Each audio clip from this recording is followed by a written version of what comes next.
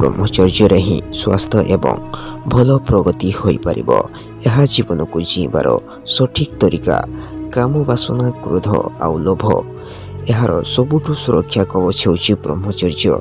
आपण ब्रह्मचर्य संकल्प नहीं दुनियार सबुठु बड़ काम करिसंती। गोटे ब्रह्मचारी को मृत्यु भी पराजित करि पारि नाही। आमर वेदरे कुहाଯାଇଛି तपस्या और ब्रह्मचर्य बल देवता माने मृत्यु को मध्य परास्त करथिले।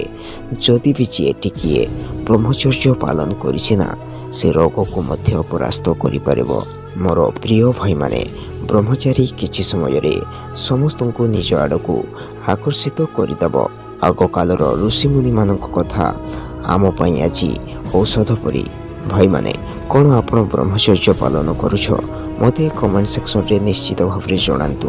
आउ ब्रह्मचर्यर अधिक फायदा जानिबा पई आम चैनल को सब्सक्राइब करंतु।